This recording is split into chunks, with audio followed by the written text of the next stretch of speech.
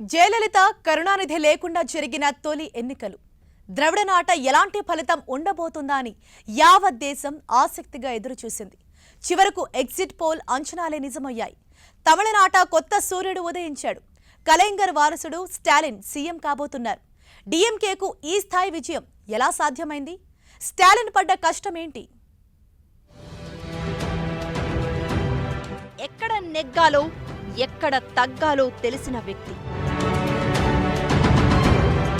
తండ్రికి తగ్గ తనయుడిగా, గొప్ప నాయకుడిగా తమిళనాట ఎలక్షన్ వార్ వన్ సైడ్ చేసిన స్టాలిన్, జయలలిత కరుణానిధి లేకుండా జరిగిన తొలి ఎన్నికలు, దేశవ్యాప్తంగా 5 రాష్ట్రాల్లో ఎన్నికలు జరిగినా అందరి దృష్టి మాత్రం తమిళనాడు మీదే కనిపించింది. దక్షిణాదిలో పాగా వేయాలని ఎప్పటినుంచో పావులు కదుపుతోన్న బీజేపీ 60 ఎన్నికలను ప్రతిష్టాత్మకంగా తీసుకుంది. ఎత్తులు పై ఎత్తులు, అంతకు మించిన వ్యూహాలతో రాజకీయ బరిలో దూసుకుపోయింది. తమిళనాడు ఎన్నికల పోరు అంటే అస్తిత్వానికి ఆశకు మధ్య పోరాటంలా కనిపించింది కూడా అందుకే. దీనికి తోడు జయలలిత కరుణానిధి లేకుండా దాదాపు జరుగుతున్న ఎన్నికలు కావడంతో మరింత ఆసక్తి రేకెత్తించాయి. ఇలాంటి పరిణామాల మధ్య స్టాలిన్ తన సత్తా చూపించారు.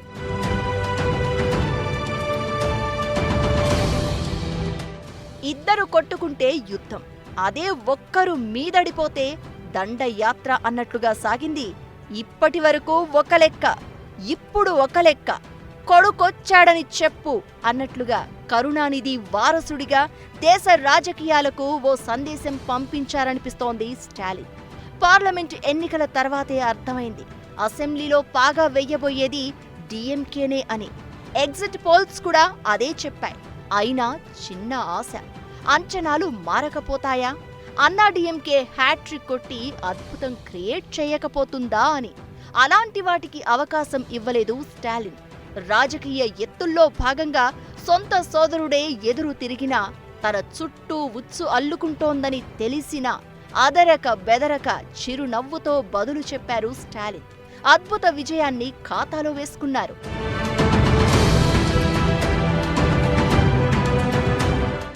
అసెంబ్లీ ఎన్నికల ఫలితాలపై సర్వేల అంచనాలు నిజం చేస్తూ మొదటి ఫలితం నుంచి డీఎంకే దూసుకుపోయింది. 10 ఏళ్లు అధికారానికి దూరంగా ఉన్న డీఎంకే అన్నా డీఎంకేకి షాక్ ఇస్తూ ఈసారి ప్రభుత్వం ఏర్పాటు చేయబోతోంది. విపక్షంలో ఉంటూనే పార్టీని అద్భుతంగా నడిపించిన స్టాలిన్ సీఎం పీఠం ఎక్కబోతున్నారు. నిజానికి కరుణానిధి చనిపోవడానికి 2 ఏళ్ల ముందు నుంచే పార్టీ పగ్గాలు చేతుల్లోకి తీసుకున్న స్టాలిన్ లోపాలను సరిచేస్తూ వచ్చారు. అన్న అళగిరి నుంచి ఇంటిపోరు కనిపించినా ఏ దశలోనూ వెనక్కి తగ్గలేదు. ఎలాంటి విపత్కర పరిస్థితుల్లోనూ మాట జారిందీ లేదు. ఎక్కడ నెగ్గాలో ఎక్కడ తగ్గాలో పక్కాగా తెలుసుకుని నడుచుకున్నారు. ఆ ఫలితమే 2019 పార్లమెంట్ ఎన్నికల్లో కనిపించింది.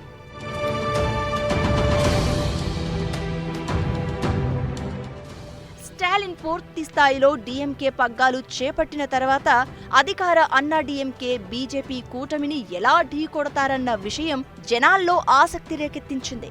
ముఖ్యంగా సోదరుడు అళగిరితో విభేదాల మధ్య ఆయన ఎలాంటి వ్యూహాలు రచిస్తారు, ఒకవేళ సోదరుడు సొంత పార్టీ పెడితే దానిని ఎలా ఢీకొంటారన్న విషయాలపై చర్చ జరిగింది. అయితే ప్రచారంలో తనదైన శైలిలో దూసుకుపోయిన స్టాలిన్ తండ్రిని గుర్తు చేస్తూనే తమకు అధికారం కట్టబెడితే రాష్ట్రాన్ని ఎలా అభివృద్ధి చేస్తామన్న అంశాలపై ప్రసంగాలు చేశారు. విద్య, ఉపాధి, ఆర్థికాభివృద్ధికి ప్రాధాన్యం కల్పిస్తూ మేనిఫెస్టో విడుదల చేసి ఓటర్లను ఆకట్టుకున్నారు. నూతన వ్యవసాయ చట్టాలు, పౌరసత్వ సవరణ చట్టం, ఎన్ఆర్సీ, నీట్ వివాదం, కరోనా వ్యాప్తి వంటి అంశాలను లేవనెత్తుతూ కేంద్ర ప్రభుత్వాన్ని విమర్శించారు. అదే సమయంలో బీజేపీతో కూటమిగా ఏర్పడిన అన్నా డీఎంకే విధానాలపై ఆరోపణలు గుప్పిస్తూ ముందుకు సాగారు. మిమ్మల్ని నమ్ముకునే రాజకీయాల్లోకి వచ్చానంటూ సెంటిమెంట్ రాజేసి జనాలకు మరింత చేరువయ్యారు.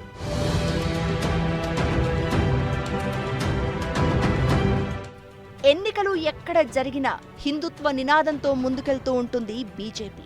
అయితే కమలం పార్టీతో పాటు అన్నాడీఎంకేకు చెక్ పెట్టేందుకు ఇన్నాళ్లు నాస్తికత్వ బాటలో పయనించిన డీఎంకే ఈ ఎన్నికల సమయానికి తమ పంథా మార్చుకున్నట్లు కనిపించింది. హిందూ ఓటర్లను ఆకట్టుకునేలా ప్రకటనలు చేసింది. రాష్ట్రంలో మూతపడ్డ ఆలయాలను తెరుస్తామని హామీలిచ్చింది. ఏమైనా 10 ఏళ్ల కల ఫలించిన వేళ స్టాలిన్ ఎట్టకేలకు ముఖ్యమంత్రి పీఠాన్ని అధిష్ఠించబోతున్నారు. ఇకపై అసలు సవాళ్లు ఆయనకు ఎదురు కాబోతున్నాయి. ఎన్నికలకు ముందు జనాలపై హామీల వర్షం కురిపించిన ఆయన వాటిని ఎలా సాకారం చేయబోతున్నారు, ఎలాంటి ప్లాన్ ఆఫ్ యాక్షన్తో ముందుకు వెళ్లబోతున్నారన్నది ఆసక్తికరంగా మారింది. డీఎంకే జోరు ముందు అన్నాడీఎంకే బేజారైంది. అమ్మ జయలలిత లేకుండా జరిగిన తొలి ఎన్నికల్లో రెండాకుల గుర్తుపాటి బోర్లా పడింది. అన్నాడీఎంకే ఓటమికి కారణమేంటి? బీజేపీతో పొత్తే అన్నాడీఎంకేను దెబ్బతీసిందా? ద్రవిడ నాట అసలేం జరిగింది?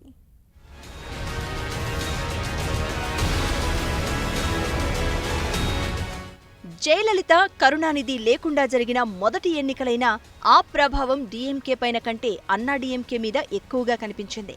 జయలలిత మరణం తర్వాత అన్నాడీఎంకే పార్టీకి సరైన నాయకత్వం లేకుండా పోయింది. ముఖ్యంగా స్టార్ క్యాంపెయినర్ లేక ఆ పార్టీ పడిన ఇబ్బందులు అన్నీ ఇన్ని కావు. శశికళ జైలుకు పోయిన తర్వాత పార్టీ పరిస్థితి మరింత దయనీయంగా కనిపించింది. అన్నాడీఎంకేతో పోలిస్తే డీఎంకే పరిస్థితి కాస్త మెరుగ్గా కనిపించింది.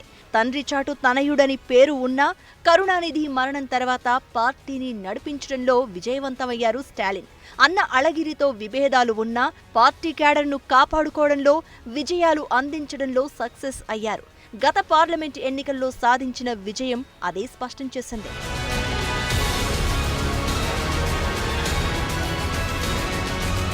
మామూలుగానే ఏ పార్టీ అయినా 10 ఏళ్లు అధికారంలో ఉంటే జనాల్లో అంతో ఇంతో వ్యతిరేకత రావడం ఖాయం. అలాంటిది జయలలిత మరణం తర్వాత సరైన నాయకత్వం లేక అన్నాడీఎంకేలో మొదలైన కుర్చీలాట జనాల్లో వ్యతిరేకత మరింత రాజేయడానికి కారణమైంది. ఇక అటు ఎన్నికలకు కొద్ది రోజుల ముందు పళనిస్వామి, పన్నీరు సెల్వం వర్గాల మధ్య ఆధిపత్య పోరు విభేదాలను మరింత పీక్స్కి చేర్చాయి. పళనిస్వామి అని కొందరు, పన్నీరు సెల్వమని మరికొందరు. వారి వర్గీయులు ఎవరికి వారు రాత్రికి రాత్రి తమిళనాడు వ్యాప్తంగా అంటించిన పోస్టర్లు పార్టీలో కలకలం సృష్టించాయి. అయితే ఆ తర్వాత ఇద్దరు నేతలు కూర్చుని సమస్యకు పరిష్కారం చూపినా జరగాల్సిన నష్టం అప్పటికే జరిగింది. ఆ ప్రభావం ఎన్నికల్లో స్పష్టంగా కనిపించింది.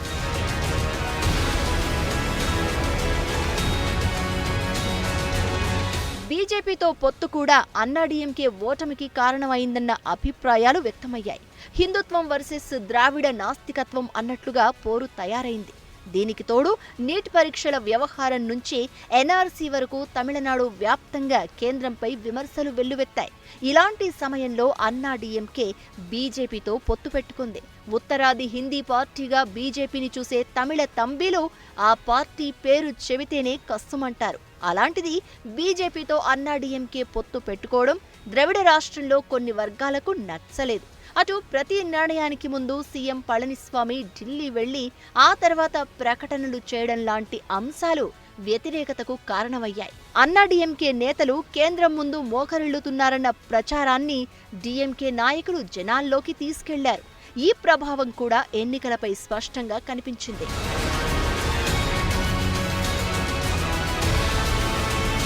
శశికళ వర్గంతో పాటు ఈపీఎస్, ఓపీఎస్ బయటకు కనిపించకపోయినా 3 గ్రూపులుగా పార్టీ విడిపోయింది. దీంతో అంతర్గతంగా విభేదాలు తారాస్థాయికి చేరాయి.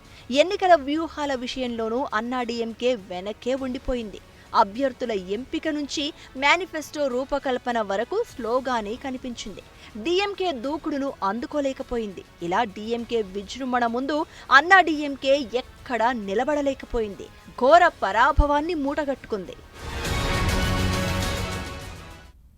కర్ణాటకలో తప్ప దక్షిణాదిలో బీజేపీ బలహీనంగా ఉంది. దీంతో తమిళనాడులో పాగా వేసి పార్టీని విస్తరించాలని భావించిన కమలం పార్టీ నేతలు మరోసారి షాక్ తగిలింది. అరవ ఓటర్లు కాషాయం పార్టీ నేతలు మరోసారి కషాయం మింగేలా చేశారు.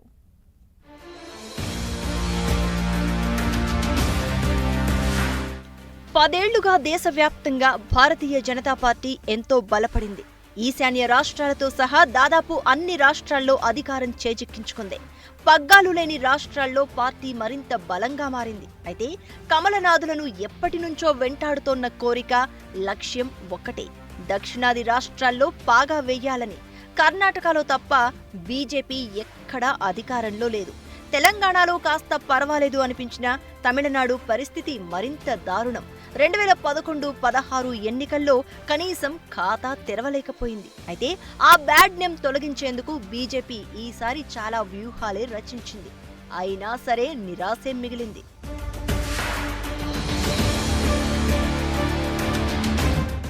జయలలిత మరణం తర్వాత అమ్మలేని అన్నాడీఎంకేను చెప్పు చేతల్లో పెట్టుకున్న బీజేపీ ఈ ఎన్నికల్లో విజయం కోసం వ్యూహాలు రచించింది. తమిళనాడులో మొత్తం 234 నియోజకవర్గాలకు పొత్తులో భాగంగా 20 స్థానాల్లో మాత్రమే అవకాశం కల్పించారు. దానికి కూడా అంగీకరించడానికి బ్యాడ్ ట్రాక్ రికార్డే కారణం. పార్టీ తరపున 20 మంది మాత్రమే పోటీ చేసిన మొత్తం 30 మంది క్యాంపెయినర్లను కమలం పార్టీ అధిష్టానం బరిలో దించింది. అంటే ఈ ఎన్నికలను ఆ పార్టీ నేతలు ఎంత ప్రతిష్టాత్మకంగా తీసుకున్నారో అర్థం చేసుకోవచ్చు.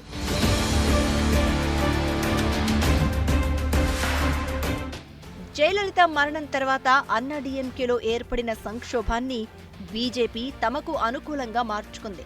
ఒక్క సీటు లేని రాష్ట్రంలోని రాజకీయాలను శాసించే ప్రయత్నాలు చేసింది. ఇలాంటి పరిస్థితుల మధ్య ఎలాగైనా తమిళనాట పాగా వేయాలని బీజేపీ నేతలు భావించారు. గత ఎన్నికలతో కంపేర్ చేస్తే పర్వాలేదు అనిపించినా అనుకున్న స్థాయిలో మాత్రం అంచనాలను అందుకోలేకపోయింది బీజేపీ. డీఎంకే స్వింగ్ ముందు కమలం పార్టీ నిలవలేకపోయింది. దీంతో బీజేపీ నేతలకు మరోసారి నిరాశే మిగిలినట్లయింది.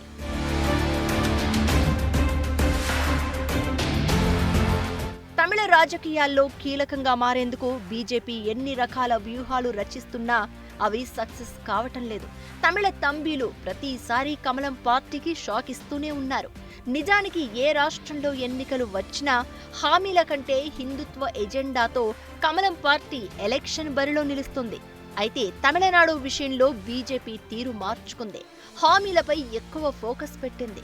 ఇక జల్లికట్టు ఆటగాళ్లకు స్పోర్ట్స్ కోటాలో రిజర్వేషన్ల లాంటి విషయాలు మరింత చర్చకు దారితీశాయి. ఇలా తమిళనాడులో సత్తా చాటేందుకు అన్ని రకాల వ్యూహాలు, మార్గాలు అనుసరించిన బీజేపీకి చివరికి నిరాశే మిగిలింది. సిల్వర్ స్క్రీన్ పై ఆయన దశావతారాలు చూసిన ప్రేక్షకులు చప్పట్లు కొట్టారు. నవరస భరితమైన ఆయన నటనను చూసి గుండెల్లో హత్తుకున్నారు. రియల్ లైఫ్ ను పక్కన పెట్టి రియల్ లైఫ్ లో ప్రజాసేవ చేస్తాననడం మాత్రం ఓటర్లకు నచ్చలేదు. మక్కల్ నీదిమయం అనే కమల్ హాసన్ పొలిటికల్ చిత్రాన్ని అట్టర్ ఫ్లాప్ చేశారు తమిళ తంబీలు.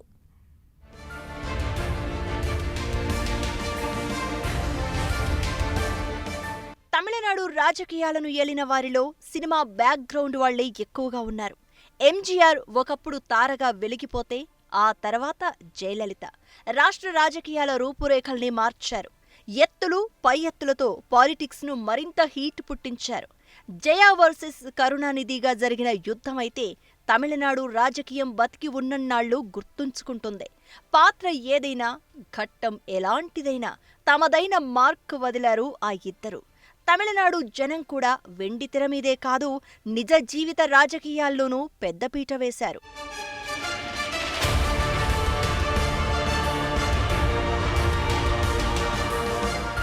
అయితే ఇప్పుడు సీన్ పూర్తిగా మారిపోయింది.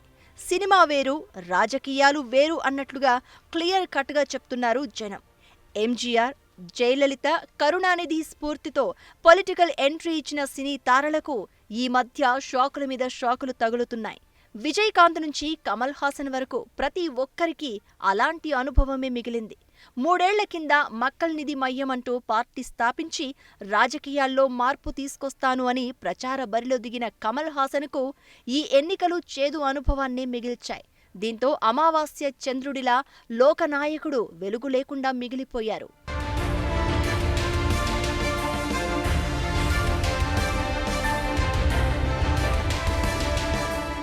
మొత్తం 142 నియోజకవర్గాల్లో కమల్ హాసన్ పార్టీ తరపున అభ్యర్థులు బరిలో నిలిచారు. పోటీ కాదు కదా, డిపాజిట్లు గల్లంతయ్యాయి. 2-3 నియోజకవర్గాలు మినహాయిస్తే దాదాపు అన్ని చోట్ల ఇదే పరిస్థితి. కొన్ని చోట్ల ఎంఎన్ఎం పార్టీ అభ్యర్థులకు 500 ఓట్లు కూడా రాలేదంటే అర్థం చేసుకోవచ్చు కమల్ పార్టీ ఎలాంటి ప్రదర్శన చేసిందో.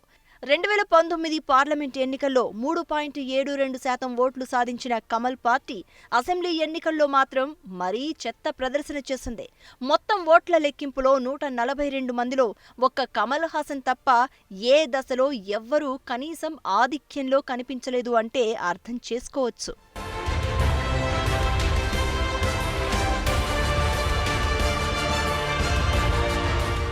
కమల్ హాసన్ మాత్రమే కాదు, senior hero Vijayakanth party DMDK party ప్రభావం రోజురోజుకు మసకబారుతోంది.